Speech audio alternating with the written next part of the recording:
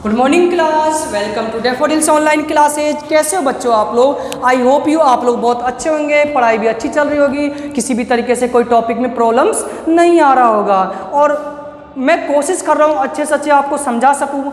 बिल्कुल ऑफलाइन में जैसे मैं आप लोगों की डाउट्स को क्लियर करता था, वैसे ऑनलाइन में मैं बेस्ट से बेस्ट अपना दे सकूँ, जिससे आप लोगों की डाउट एकदम क्लियर हो सके, जैसे आप लोग मेरे से उम्मीद करते थे ऑफलाइन क्लासेज में। ओके स्टूडेंट्स, फिर आगे उससे पहले मैंने आपको पिछले वीडियो लेक्चर में भी एक कंप्लेन की थी, उससे पहले भी किया था और आज फिर कर रहा हूँ। ये बहुत बेकार बात है, जो बच्चे होमवर्क्स नहीं भेज रहे हैं, हमको बार बार फ़ोन करना पड़ता है, यहाँ से टीचर्स वगैरह आपको फ़ोन करते हैं, तब जाके आप होमवर्क भेजते हो। बेटा आप लोग बड़े हो चुके हो, आपको खुद की अपनी रेस्पॉन्सिबिलिटी रखनी पड़ेगी। कोई आपको कहेगा थोड़ी कि आप होमवर्क करो, आप छोटे बच्चे थोड़ी हो। तो ऐसा नहीं है, आप लोगों को होमवर्क भेजना चाहिए। देखो आप लोग होमवर्क भेजोगे तो हम लोग भी मोटिवेट होते हैं, हमें ऐसा लगता है कि बच्चे पढ़ रहे हैं। ठीक है, हमें ये एक अंदर से मोटिवेशन मिलता है कि हम लोग जो बच्चों तक पहुंचाना चाह रहे हैं वो बच्चों तक पहुंच रहा है। यहाँ सभी टीचर मेहनत कर रहे हैं। ठीक है, मैं बार बार बोल रहा हूँ, हम लोगों को कुछ भी फायदा नहीं है। हमारा बस दुख ये होगा कि जब लोग आप ऑफलाइन में वापस आओगे तो हमें दुख होगा कि बच्चों को जैसा हम छोड़ के गए थे वो वापस हमें वैसा नहीं मिले। ठीक है, आप लोग यदि वीक हो जाते हो, कुछ भी ऐसा आपके साथ प्रॉब्लम्स क्रिएट होती है, तो क्या होगा, हम लोगों की परेशानी होगी कि अब कैसे इनको वापस कवर किया जाए। तो इसीलिए हो सकता है कोई भी प्रॉब्लम्स ऑनलाइन में नई है, आप लोग फर्स्ट टाइम पढ़ रहे हो, हमारे लिए भी तो नया है, हम लोगों ने कौन सा ऑनलाइन पहले कभी क्लासेस लिया था। ठीक है, फर्स्ट टाइम हम लोग भी मेहनत कर रहे हैं और डेली इंप्रूवमेंट कर रहे हैं अपनी हर चीज़ों में। ठीक है, तो ऐसे भी आप लोग भी इंप्रूवमेंट करिए, आप लोग समय के साथ हमें बदलना पड़ेगा। ठीक है, ऑनलाइन क्लासेज अब एक कंपलसरी नहीं है, ऑप्शनल नहीं है, कंपलसरी हो चुका है ऑनलाइन क्लासेज। तो ठीक है, आप लोग करिए। जो भी सब्जेक्ट टीचर आपको होमवर्क भेजते हैं उन सब्जेक्ट टीचरों को आप उनके नंबरों पर होमवर्क भेजिए, हमें बार बार फोर्स नहीं करना पड़े। तो हमारे आपके लिए भी अच्छा नहीं है, हम लोगों के लिए तो खैर जो है, लेकिन आप लोगों के लिए बिल्कुल भी अच्छा नहीं है। ठीक है, तो उम्मीद करते हैं कि जब तक जीवन में अब बात नहीं सुनोगे, देखो जीवन में आगे बढ़ने में माता पिता गुरुजन इन्हीं का योगदान रहता है। आप दोनों की बात नहीं सुनोगे तो कैसे काम चलेगा बताओ? अपने मन की चलाने से थोड़ी होता है, हमेशा हमें दूसरों की भी बात, दूसरों से मेरा मतलब है जिनकी आप सम्मान करते हो, रेस्पेक्ट करते हो, उनका भी जरूरी भी है। एक बात और मैं आपको बताना चाहता हूँ, एक पढ़ाई के साथ साथ कई बार हमें कंप्लेन मिल रही है, फ़ोन पे हम देखते हैं सर हमारी बात नहीं मानता है, पेरेंट्स बोलते हैं दिन भर मोबाइल में गेम्स में लगा हुआ रहता है। ठीक है, तो उल्टा जवाब देता है, ऐसी भी कंप्लेंट्स आ रही हैं। तो आप लोग इतने बड़े नहीं हो गए हो कि गार्जियंस को उल्टा जवाब देते हो। देखो पढ़ाई एक अलग चीज़ है, आप लोग हो सकते हो पढ़ाई में अच्छे हो, जिंदगी जीवन में कितना भी पढ़ लो, लेकिन व्यवहार सबसे बड़ी चीज़ होती है, समझे? किसी भी विद्यार्थी का, किसी भी स्टूडेंट्स का, उसके लाइफ में बिहेवियर बहुत ज़्यादा इंपॉर्टेंट है। आप खूब पढ़ रहे हो, दिन रात मेहनत कर रहे हो, 8 से 10 घंटे, 5 से 6 घंटे आप पढ़ रहे हो, लेकिन आपका बिहेवियर यदि अपने पेरेंट्स के लिए, अपने टीचर्स के लिए, अपने नाइबर्स के लिए, पड़ोसियों के लिए भी यदि अच्छा नहीं है तो आपकी पढ़ाई आपके कोई काम की नहीं है। तो सबसे पहले अपने बिहेवियर में चेंजेस लाइए, आप रेस्पेक्ट से बोलिए, पेरेंट्स से भी, टीचरों के प्रति भी रेस्पेक्ट रखिए और अपने नाइबर्स जो आपके पड़ोसी है उनके प्रति भी रखिए। जब तक आपका बिहेवियर सही नहीं होगा ये पढ़ाई कोई काम की नहीं है। सबसे पहले आप अपना बिहेवियर सही करिए, आगे ही पढ़ाई, हम आगे अपनी पढ़ाई को बढ़ा सकते हैं और ये एजुकेशन हमारे काम आएगा। ठीक है, मेरी बात समझ रहे हो ना? ठीक है, दूसरी बात, एक चीज़, टाइम टेबल शेड्यूल आप लोग फिक्स करिए, स्पेशली 10th क्लास वालों से मैं बोलना चाहूँगा। एक हमारा टाइम टेबल, एक रिजोल्यूशन लीजिए, एक संकल्प लेना पड़ेगा हमें कि हम डेली 8 से 10 घंटे पढ़ेंगे। जब तक 8 से 10 घंटे आप डेली नहीं पढ़ोगे, क्योंकि इस वक्त आप घर पे ही रहते हो, कोई भी काम नहीं है आपके पास, 8 से 10 घंटे जब तक आप घर पे डेली स्टडी नहीं करोगे, आप अपने टारगेट को अचीव कभी नहीं कर सकते। आप 4, 5, 2, 3 घंटे पढ़ रहे हो, क्या होगा इससे? सिर्फ आप मन को तसल्ली दे रहे हो कि हाँ हम पढ़ रहे हैं, घर वालों को तसल्ली दे रहे हैं कि हम पढ़ रहे हैं, लेकिन आप उस तरीके से प्रॉपर पढ़ाई नहीं कर रहे हो जिस तरीके से हमें टारगेट अचीव करना चाहते हैं। जो हमने एक मन में टारगेट ले रखा है, जो हमने रिजोल्यूशन ले रखा है, एक संकल्प ले रखा है कि हमें उस संकल्प को पूरा करना है, उसके लिए कम से कम 8 से 10 घंटे आपको पढ़ना ही पड़ेगा।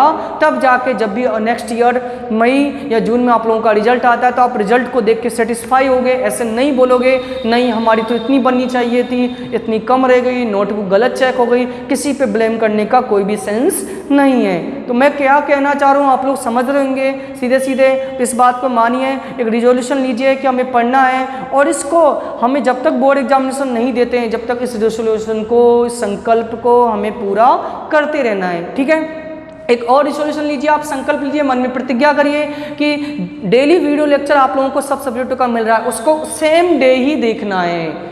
नेक्स्ट डे नहीं कि नेक्स्ट डे आप देखो नहीं आज का वीडियो हम कम देख लेंगे, कल देख लेंगे, ऐसा नहीं।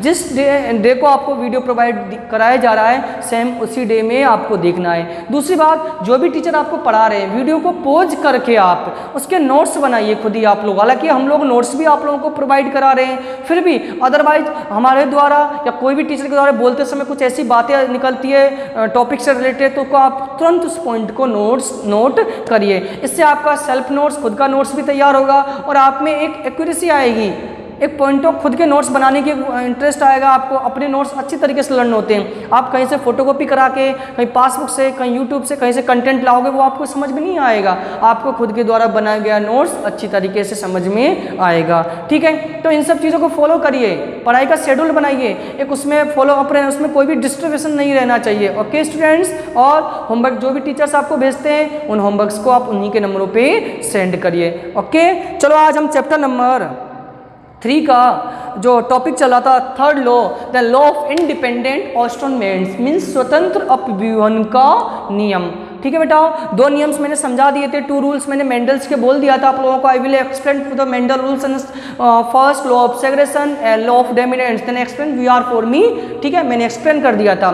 देन हिंदी मीडियम वाले उनको भी यदि कोई प्रॉब्लम आ रही है तो आप लोग बता सकते हो। कोई मैं हालांकि दोनों मीडियमों में दोनों बुक को साथ में रखता हूँ पढ़ाते वक्त, मैं दोनों ही लैंग्वेज का इस्तेमाल करता हूँ। फिर भी यदि किसी हिंदी मीडियम वाले बच्चे को प्रॉब्लम आ रही है तो मैं उसके लिए अलग वीडियो भी बना दूंगा, प्रॉब्लम आ रही है तो। अदरवाइज एक ही सब्जेक्ट है, एक ही टॉपिक है, मैं कोशिश कर रहा हूँ दोनों मीडियमों को साथ में ले चलूँ और किसी भी बच्चे को प्रॉब्लम्स नहीं आए।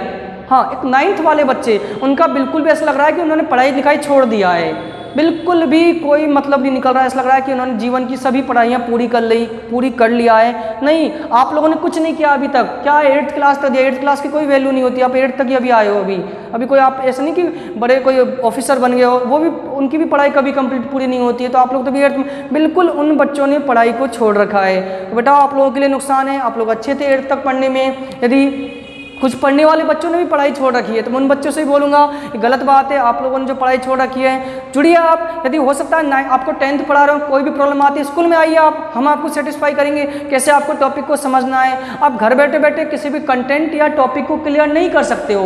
कहते कई हम फ़ोन भी करते हैं 9th के वाले बच्चों को, तो उनको कहते हैं सर हमारी समझ में नहीं आ रहा है, क्या करें क्या नहीं। स्कूल में आइए ना आप लोग, हम बुला रहे हैं आप लोगों को, ठीक है, 10 में आधे घंटे के लिए आइए। जो भी आपकी प्रॉब्लम्स है यहाँ पर बैठने से ही सॉर्ट आउट होगी, फ़ोन पर बात करने से नहीं होती है। एक बात और, हम लोग कहते हैं कि हमारे आसपास कोई भी बच्चा नहीं पढ़ता है, मोहल्ले में कोई बच्चा नहीं पढ़ रहा है, उनकी भी क्लासेस बंद है। हमें उन लोगों से नहीं मतलब, हमें अपने से मतलब रखना है कि हम लोगों पे कितना आता है। ठीक है, तो पढ़ाई चालू करिए 9th वाले। और किसी भी तरह की प्रॉब्लम्स आती है कि क्या पढ़ना है, कैसे पढ़ना है, हमें टॉपिक को कैसे कंसल्ट करना है, वो आप स्कूल में आइए, फ़ोन करिए आप टीचरों को, अपने आप ही वो लोग आपका डाउट क्लियर करेंगे। वहाँ बैठे बैठे घर पे कोई डाउट क्लियर नहीं होता है। ओके, डाउट हम लोग ही क्लियर करेंगे, टीचर ही आपका डाउट क्लियर करेगा। वहाँ बैठे बैठे आप 2 बात बनाते हो, हमें समझ में नहीं आ रहा है, ये नहीं हो रहा है, वो नहीं हो रहा है, यहाँ पे टीचर्स आपको फ़ोन कर देते हो, आप उनसे बोलते हो। ठीक है, उसका हर प्रॉब्लम का सोल्यूशन होता है। ये मैंने आपको कुछ रिजोल्यूशन बताए थे आज, इसको आप 10th वाले बच्चों को लेना है और कोशिश करना है इसको हम जितना फॉलो कर सकें। ठीक है, लॉ ऑफ इंडिपेंडेंट ऑस्ट्रोमेंट्स, स्वतंत्र अपव्यूहन का नियम। बेटा एक स्वतंत्र अपव्यूहन का नियम बहुत इंपॉर्टेंट रूल्स है ये। यदि कभी भी चैप्टर नंबर 3 में मेजर क्वेश्चन पूछा जाता है तो इसी में से देगा। मेजर मीन्स बड़ा क्वेश्चन, ज़्यादा नंबर का। तो इस चैप्टर के इस लॉ ऑफ ऑस्ट्रोमेंट के बारे में मैं आपको समझाने की कोशिश आज करूंगा। अदरवाइज देखना बेटा, यदि हो सकता है ऑनलाइन क्लासेस में कुछ प्रॉब्लम्स यदि आपको आती है इसको समझने में टेबल को, तो आप स्कूल में आइए, कभी आप आधे घंटे के लिए आइए, मैं इस टेबल को आपको ऐसे माइंड में सेट कर दूँगा कि आप जीवन में कभी नहीं भूलोगे। हो सकता है क्योंकि मेरे को क्या आप लोगों का पता नहीं चलता आप लोगों के डाउट्स क्या है, मैं यहाँ पर टेबल बना देता हूँ, चार्ट।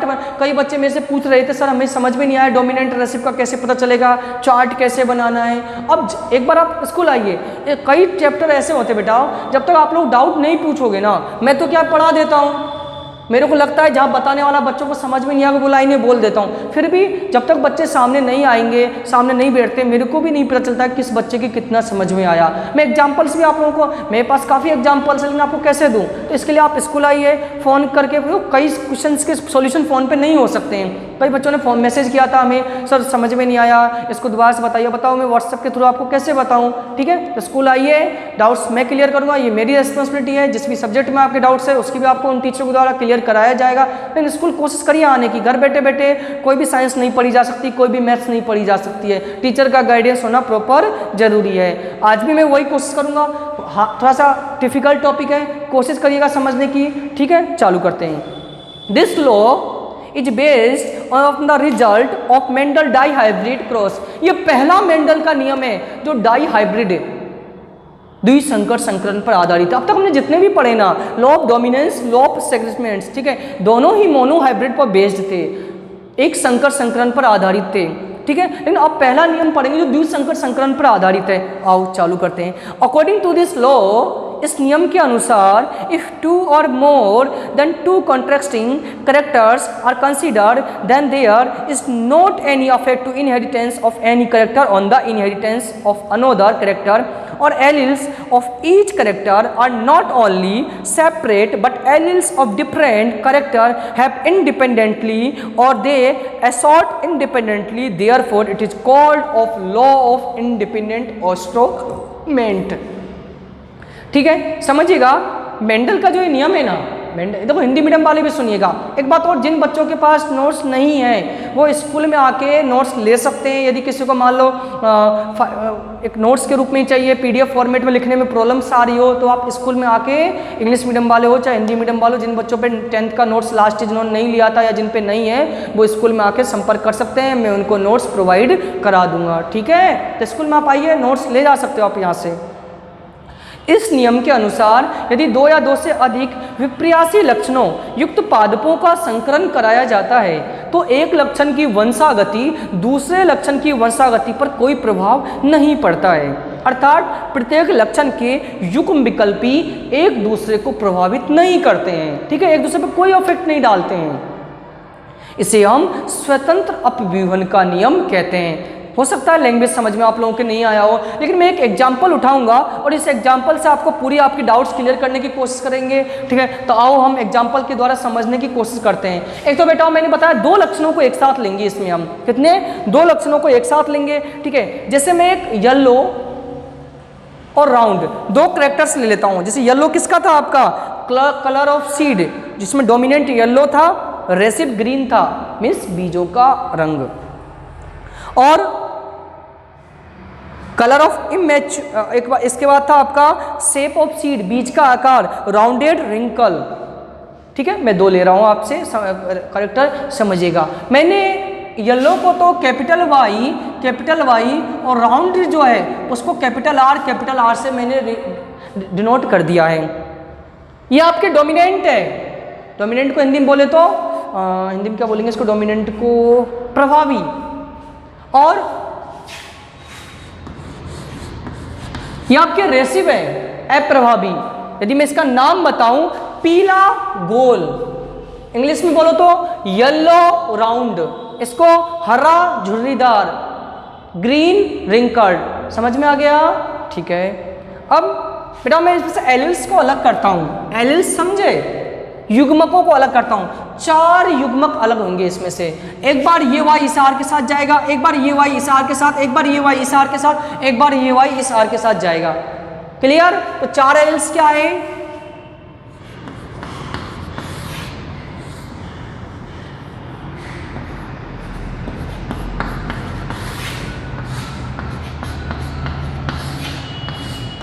इस तरीके से आपके पास 4 एलिल्स आते हैं और लाइक दिस सेम इसमें भी ऐसे ही आएगा।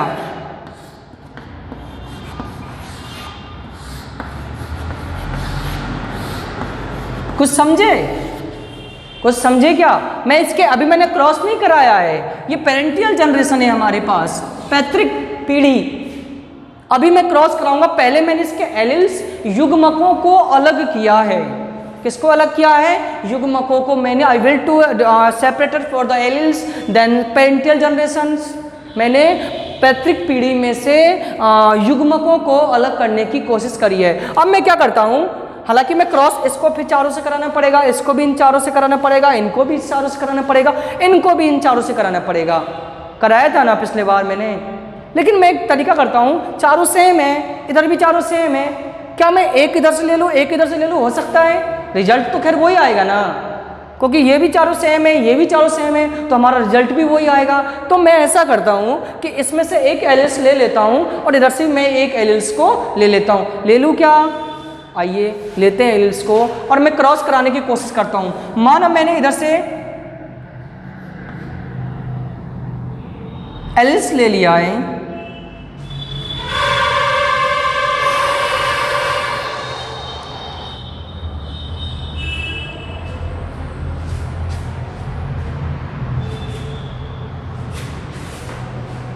तो इधर से ऐसा करते हैं अपन, मैं इरेज कर देता हूं, समझने की कोशिश करिएगा।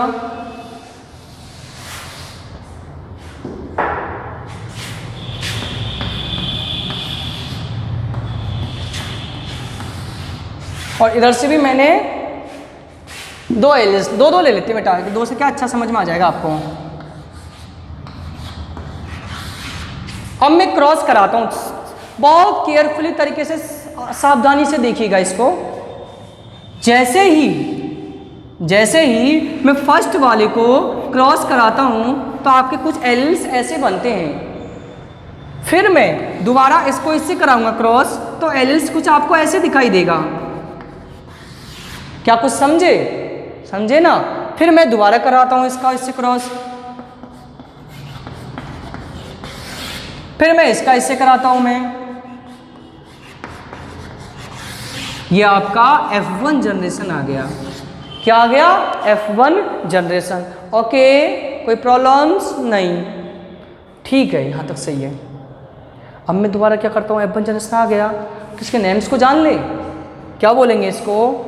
पीला गोल येलो राउंड, पीला गोल येलो राउंड, पीला गोल येलो राउंड, पीला गोल येलो राउंड। F1 जनरेशन में सभी डोमिनेंट कैरेक्टर ही अपीयर हुए हैं। जो प्रभावी लक्षण थे पीला गोल वही आया है, वैसे पूरे गायब हो चुके हैं। ये चीज हमने लॉ ऑफ डोमिनेंस में ही पढ़ लिया था, लॉ ऑफ सेग्रेगेशन में ही पढ़ लिया था। अब क्या करेंगे, जैसे ही मैं F2 जनरेशन करूंगा वापस से मेरे ये आ जाएंगे। एक बात और बोले, F1 जनरेशन में 100% हिट्रोजियस येलो राउंड पौधे आ रहे हैं, होमोजीनियस एक भी नहीं आया है। समझ रहे हो ना मेरी बात?